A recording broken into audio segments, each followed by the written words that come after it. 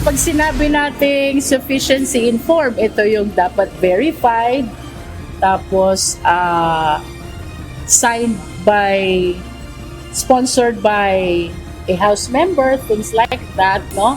Pag sinabi naman natin in substance, edi supported yung grounds for impeachment as provided under the rules.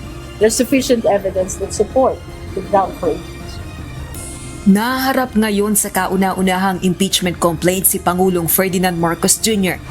Ito ay matapos ihain sa Kamara ng abogadong si Andre De Jesus ang reklamong impeachment dahil umano ito sa paglabag sa ligang batas at pagtataksil sa tiwala ng publiko ng isuko si dating Pangulong Rodrigo Duterte sa International Criminal Court o ICC. Ayan para sa akin mga pre, wala pong pagtataksil na ginawa yung ating Pangulong Bongbong Marcos, di ba? Wala po. Kasi malinaw naman po na si Digong, bago siya binitbit papuntang dahig, pangit no, binitbit. Bago po siya binitbit, meron naman pong warrant of arrest. Galing sa ICC. So, ang Pilipinas po, nakikipagtulungan. Hindi naman po dapat i-ignore yan eh. Valid naman po yung kanyang pagbitbit kay Digong. 'Di ba? Valid. 'Di ba? So, para sa akin, ang tiwala po ng taong bayan, inananatili pa rin po kay PBBM. 'Di ba? Kasi ano po siya hindi lumalabag sa batas. 'Di ba? Sumusunod po ang ating Pangulo sa proseso. Pag ikaw pala'y sumunod sa proseso, ano yan, pwede ka nang ipa-impeach. Isang malaking katarantaduhan yan. Ako po hindi pabor dyan. Diba? Hindi po ako pabor dyan. Kung kayo po yung tatanungin, alam ko hindi rin po kayo papabor dyan. Diba? So anyway, bago po tayo magtuloy-tuloy, ayan kalimbangin nyo na yung bell button natin dyan. Mag-like, share, subscribe na kayo dyan. Ayan para po maging updated po kayo sa lahat ng mga uploads natin. Tuloy po natin to mga pre. Hindi rin umano akmang manungkulan ng Pangulo dahil sa umano'y drug addiction. Nagtaksil din umano si PBBM. Katulad yan, drug addiction. Wala naman talang patunay na gumagamit yung Pangulo ng droga, walang ebidensya. May mga sabi-sabi. Pero, walang ebidensya. Sabi-sabi lang. Tama po ba yun na pagbasihan para ipa-impeach yung ating Pangulo? Diba? Wala. Wala pong basihan yun mga pre. Para sa akin, wala. Napakalayo. Malabo pa po sa laway ni Banang.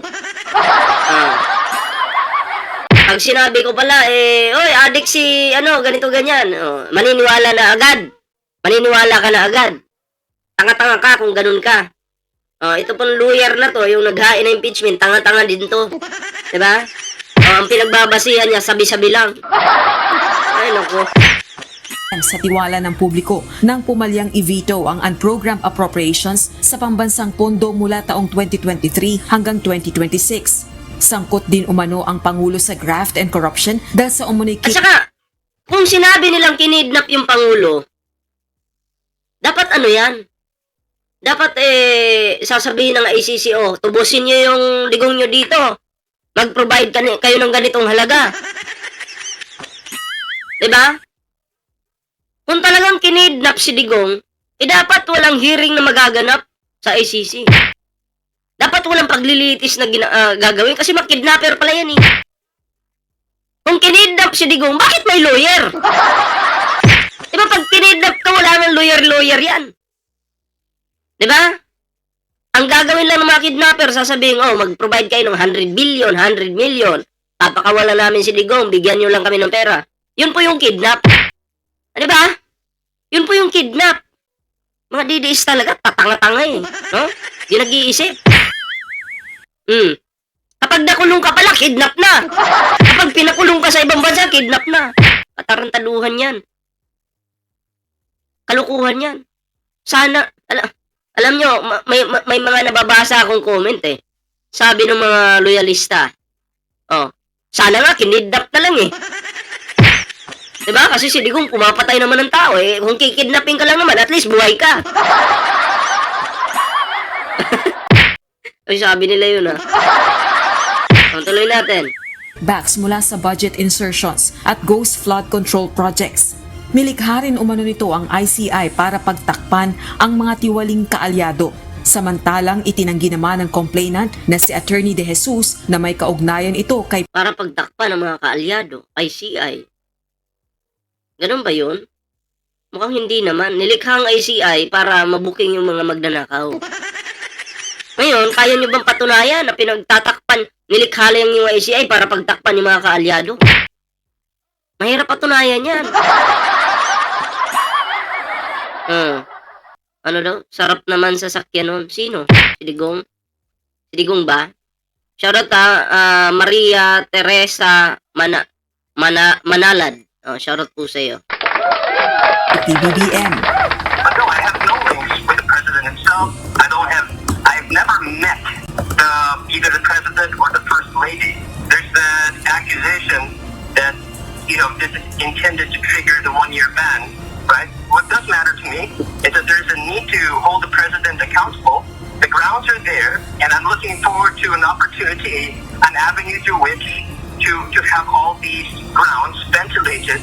Iniendorso ni Anita Subido, shoutout po kay Teresita Dayo, shoutout po. House Deputy Minority Leader at Pusong Pinoy Party List Representative Jet Nisay ang kauna-unahang impeachment complaint laban kay PBBM. Ito ngayon yung kakaiba dito mga pre. Si PBBM, haharap po yan. Sabi ni PBBM, handa niyang harapin yung impeachment laban sa kanya.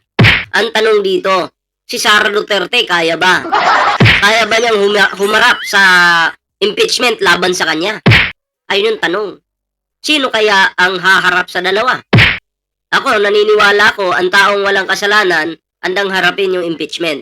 Pero ang taong may pinagtatakpan, di ba? Kaya kayang humarap? O magdadahilan? Di ba? Baka sabihin, may travel kasi ako padahig ngayon, hindi mo na ako mag-attend. Hindi mo na ako pupunta, hindi ko muna papansinin yan. Di ba? Magbigian ba? Di ba? Itinanggi nitong may kaugnayan siya sa kampo ni Vice President Sara Duterte. Matatanda ang kabilang ang kongresista sa mga Pag tumanggi, lumagda at complainant sa reklamong impeachment laban sa Vice Presidente. pwede itong laro ito ng mga DDS Pwedeng laro. Or baka kaya niya ginagawa, baka nasulsulan. Posible. Noong 19th Congress. Kabilang din ang kongresista sa tinaguriang contractors o may kaugnayan sa mga kontratista at narekomenda ng Independent Commission for Infrastructure na sampahan ng criminal at administrative cases. Ito yung gustong pag-usapan ng taong bayan, hindi puro sa social media. Ito ay sa tamang forum natin tagalin. At naniniwala kami sa saligang batas, public office sa public trust, that no one, not even the president, is above the law. So sabi niya, mapanagot ang dapat mapanagot. So siguro, mapanagot ang totoong may mga sala. Sorry kung to ask this question, pero are you working with the side of the Vice President? Ano? Ayon kay House Justice Committee Chairperson at Batangas 2nd District Representative Jervil Luistro, sapat dapat sa forma at sa nilalaman ng impeachment complaint laban kay Pangulong Marcos Jr. bago ito matalakay ng panel. Kaya lang ang task natin pagdating sa rules is to see to it that the impeachment complaint is substantial, compliant, both in form and in substance. Naniniwala naman si House Senior Deputy Minority Leader at Caloocan 2nd District Representative Edgar Erice na madidismiss agad ang reklamong impeachment laban kay PBBM. Ayan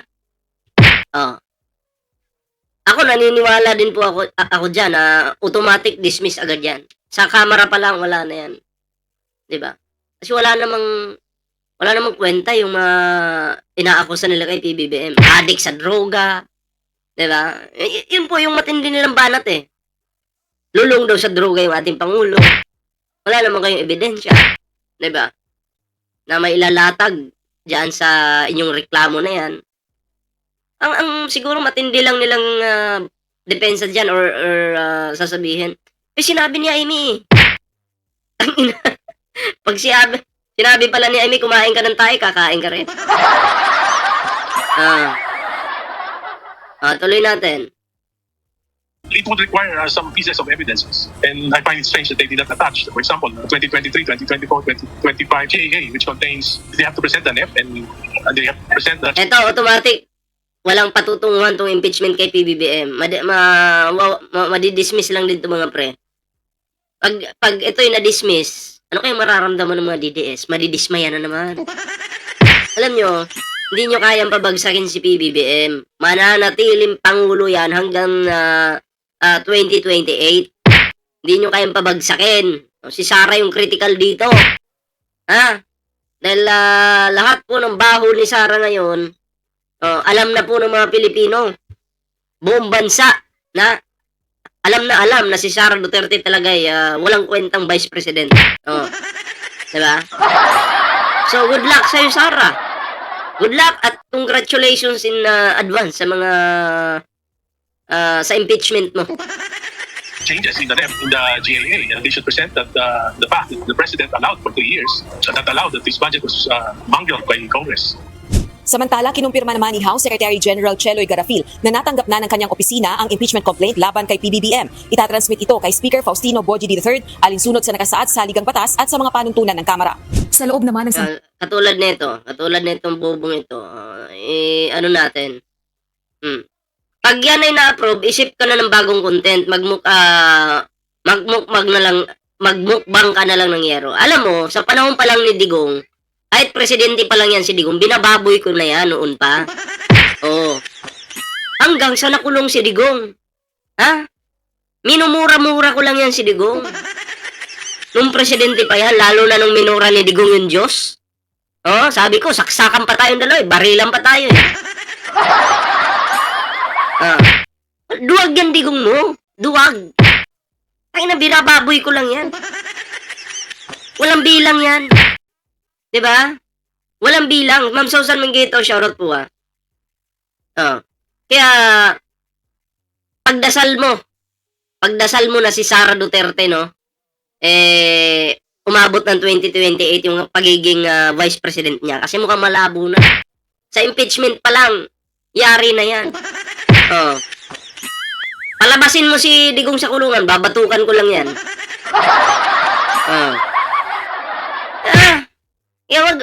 Maawa kayo sa puon nyo. Naaagmas na sa ibang bansa. Amoy lupa na. Kaya kaawaan nyo na lang si Digong. Diba? Noon pa nga lang, presidente si Digong, binababoy ko na. Vice President si Sara naman yung binababoy ko. Kaya, alam nyo, wag yung sinasamba kasi nila yung mga Duterte. Diba? Akala nila, walang papalag dyan. Tangina, pag hawakin mo ng kutsilyo si Digong, hawak din ako ng kutsilyo, saksakan kami dalawa. Sports lang naman yun eh. Matapang siya, diba? Ako hindi ako matapang. Pero papalagan ko yan. Saksakan kami dalawa. Bobo, nasa buhay ka pa? Ang ina mo. Si Sara Duterte mo, tanga. Alam mo si Sara mo, tatanga-tanga yan. Bobo yan. Tuloy natin. 10 session days, dapat ma-include ng House Leader ang impeachment complaint at sa loob ng 3 session days ay ma-refer na sa House Committee on Justice. Oras namang ma-refer sa House Justice Panel ang reklamong impeachment. Initiated na ito at wala nang iba pang impeachment complaint na pwedeng ihain laban sa presidente sa loob ng 1 taon. Wala rin umanong impluwensya sa proseso kahit ang presidential son na si House Majority Leader at Ilocos Norte 1st District Representative Sandro Marcos. So even if he is the majority leader and even if the impeachable officer that is complained of is his father, wala siyang magawa. Rowena Sanchez, Medardo